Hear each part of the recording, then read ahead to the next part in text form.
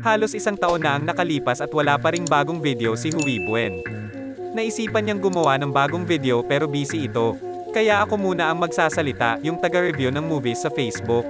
Welcome to a day in the life on the internet number 10. Marami nang nangyari mula nung huling video. Nag-NBA Finals na ulit. Grabe ang laban nung Game 5, yung steal ni Holiday tapos alley-oop ni Giannis for the end one. Makaka-bounce back ba ang Suns next game?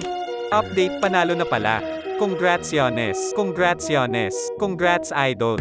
Congrats Bea. Congrats Dominic Roque. Kaano-ano niya si Harry Roque. By the way, di ba ang language ni Hui Buen ay Bisaya? Marunong rin ako mag-Bisaya. Abi ninyo ga Tagalog rako? Pag sure mo uy. Kung hindi ninyo alam, si Hui Buen ay naglalaro rin ng Dota pero 740 na pulang ang kanyang MMR kaya invite na ninyo. Solgi lang malakas. Kailan kaya comeback ng Red Velvet? Kaya magpa-vaccine na kayo guys. I'm Sherman Shepard, Chief of Jet. My name is Tom. Tom Cruise. Capital C-R-U-S. Tom. Barangay Police. Chairman Shepard at Tom Cruise. Ha ha ha ha ha ha. We asked 100 men, name a part of your body that's bigger than it was when you were 16. Your penis.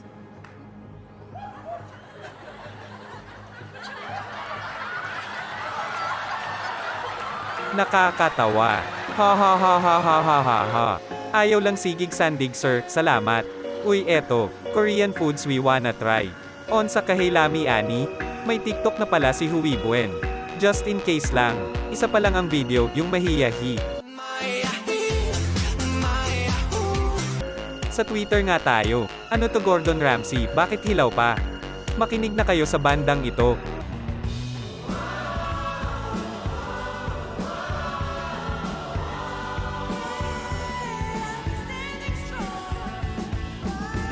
Pero sa totoo lang, wala masyadong gawa ang Twitter ni Hui Buen. Minsan walang kwenta ang kanyang binabasa, minsan siya naman ang nagpo-post ng walang kwenta. Ngunit isa lang ang masasabi niya. Malaya kayong magsalita at gumawa ng ano-ano dito. Ika nga, you do you. Gaya ng gustong sabihin sa kantang Open Minds to ni Miko Buen.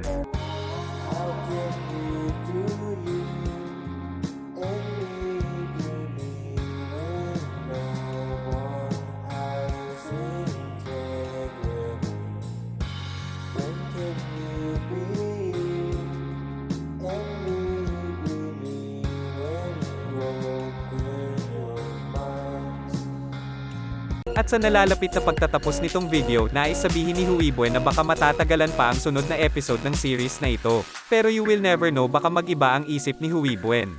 Kahit nga ako baka hindi na ako pupunta dito dahil babalik na ako sa pagre-review ng movies sa Facebook at dahil hindi na trendy ang meme na ito. Maaari ninyong tulungan si Hui Buen sa bagong concept o bagong meme reference sa next video. Hanggang sa muli, paalam. Parang Goku lang. Bago ko makalimutan, maligayang kaarawan pala kay Hui Buen.